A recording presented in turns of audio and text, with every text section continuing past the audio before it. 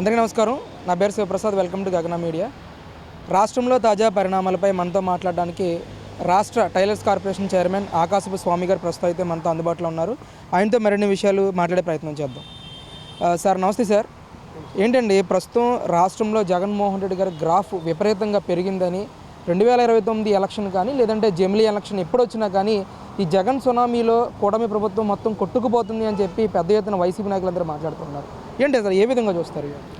ఆశాస్పదం. అలాగా చెప్పుకోకపోతే వాళ్ళకి మనుగోలు లేదు.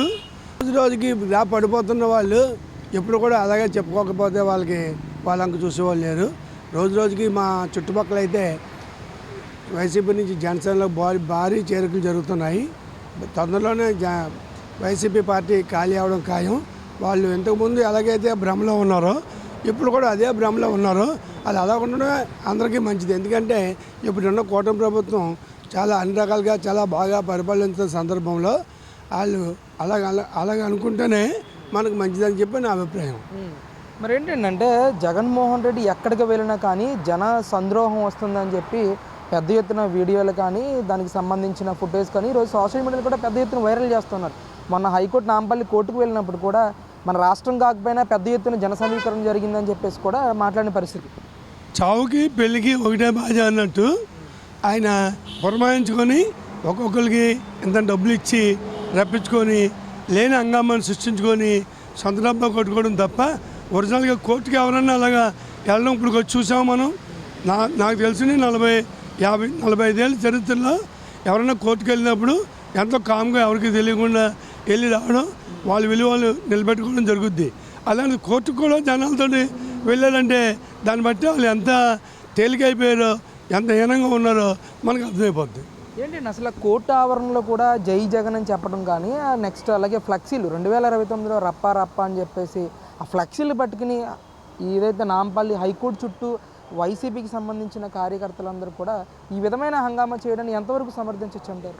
అసలు కోర్టు దగ్గర పిండ్ ఆఫ్ సైలెంట్గా ఉండాల్సిన అవసరం. అలాంటిది అక్కడ కూడా మన నినాదాలు చేశారంటే దానికి కూడా వాళ్ళకి శిక్ష పడుతుందని చెప్పి నా అభిప్రాయం. ఎందుకంటే ఇక్కడ నాంపల్లి కోర్టు దగ్గర వాళ్ళకి అసలు ఎవరూ లేరు. అలాంటిది పొద్దునుంచి అందరికీ పేటీఎం బ్యాచ్ని అరేంజ్ చేసుకుని ఆ అడవుడు సృష్టించుకోవడం జరిగిందని తర్వాత మనకి వేరే మీడియా ద్వారా తెలిసింది. అంటే ప్రజానాయకుడు కాబట్టి ఇంతమంది అభిమానంతో పిలవకపోయినా డబ్బులు ఇవ్వకపోయినా సరే పెద్ద ఎత్తున ప్రజలు వాళ్ళే సొంత ఖర్చులతో వస్తున్నారని చెప్పేసి మాట్లాడుతూ ఉన్నారు. అది చాలా తప్పు. సొంత ఖర్చులతో మాత్రం రావట్లేదు. వీళ్ళందరూ కూడా డబ్బులు ఇచ్చుకొని రప్పించుకున్న బ్యాచే. అక్కడ ఒక్కొక్క నాయకుడికి ఒక్కొక్క డ్యూటీ. అంత పెళ్ళికి వెళ్ళాలంటేనే ఎంతమంది జనాన్ని సమీకరిస్తావు, ఏ కార్యక్రమానికి వెళ్ళినా నువ్వు ఎంతమంది జనాన్ని సమీకరిస్తావు. అక్కడ వెళ్ళవలసిన సందర్భం పక్కెళ్ళిపోయి ఈయన గారు అడవుడు ఎక్కువైపోతుంది. తద్వారా ఆయన ఆహ్వానించే వాళ్ళు కూడా చాలా మటుకు తగ్గిపోయారు ఈ మధ్యన.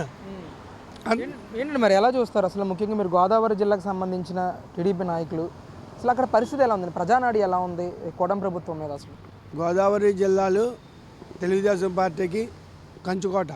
అలాగే మన పవన్ కళ్యాణ్ గారి సపోర్ట్ తోట అది ఇంకా ఎక్కువైంది.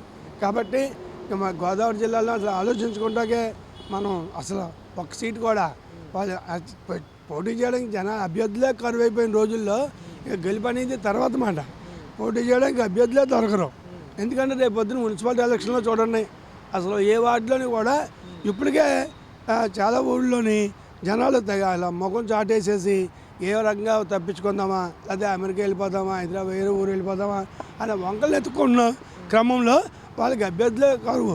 కాబట్టి వచ్చే ఎన్నికల్లో మన స్థానిక సంస్థల ఎన్నికల్లోనే వాళ్ళ సంగతి వెళ్ళిపోద్దని తెలియజేస్తున్నాను. అంటే టీడీపీ ఏదైతే కూటమి ప్రభుత్వంలో భాగమైన టీడీపీ మీద టీడీపీ కార్యకర్తలే కొంచెం వ్యతిరేకత చూపిస్తూ ఉన్నారు అనే ఒక ప్రచారం కూడా జోరుగా కొనసాగుతూ ఉంది. ఇది ఎంతవరకు నిజం అంటారు? అది సహజం. ఎందుకంటే గత 20 సంవత్సరాల నుంచి మా సైడ్ అయితే ఎంత ఏ పార్టీకి సీట్లు ఇచ్చినా మొక్కవోని దృఢ సంకల్పంతో పార్టీని భుజాలు మోసి పార్టీ మీద నమ్మకంతో పనిచేస్తున్న వాళ్ళు ఇప్పుడు ఎక్కువ మంది మన కూటమి ప్రభుత్వంలో నెగ్గడం వల్ల కొంతమందికి పార్టీ పదవులు రావడం లేట్ అయింది.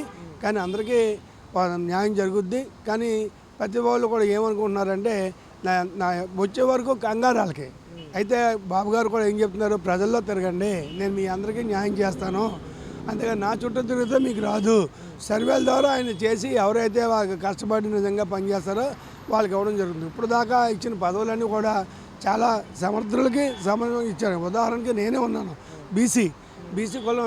ఒక పార్టీ పెట్టిన కాడి నుంచి మా నాన్నగారు ఆకాశ్ నరసింహమూర్తి గారు పార్టీని అడ్డుపెట్టుకుని ఉన్నాను. ఎప్పుడు ఒకటే మాట, మా ఊరు కూడా ఈ ఐవీఆర్ సర్వే వస్తే తెలుగుదేశం పార్టీ కుటుంబం అనే ఒక చింత వచ్చింది. తద్వారా అన్ని రకాలుగా నాన్నగారు పెట్టిన టైలర్ సంఘాలకి ఆల్రెడీ ఇంతకుముందు నేను ఫెడరేషన్ చైర్మన్గా చేయడం జరిగింది. అది ఒక 6 నెలలే జరిగింది. అదే జీవోని మళ్ళీ పునరుద్ధరించి మళ్ళీ నాకు ఇచ్చి న్యాయం చేశారు.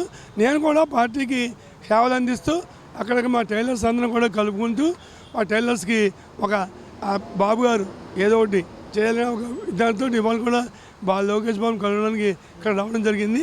అలాగే పార్టీలో ఎవరైనా సరే కంగారు పడద్దు, కంగారు పడితే పని అయ్యేది కాదు. వాళ్ళకి కూడా మనం అవకాశం ఇవ్వాలి. ఇప్పుడు పెట్టుబడులు తీసుకొచ్చి ఉద్యోగ కల్పనలో వాళ్ళు తండ్రి కొడుకులు ఇద్దరు పవన్ కళ్యాణ్ గారు కూడా సఫలీకృతులు అవుతున్నారు. పెట్టుబడులు వచ్చి ఒక పక్కన ఉద్యోగాలు అంటూ వస్తే రెవెన్యూ పెరిగి ఏమన్నా మనం ఇచ్చిన హామీలన్నిటికీ నీటికి సంతృప్తిగా మనం సప్లై ఇవ్వగలడానికి బాగుంటుంది. కాబట్టి ఎవరో కూడా ఈ సందర్భంగా ప్రతి కార్యకర్తకి దయచేసి కంగారు పడద్దని తెలియజేస్తున్నాం.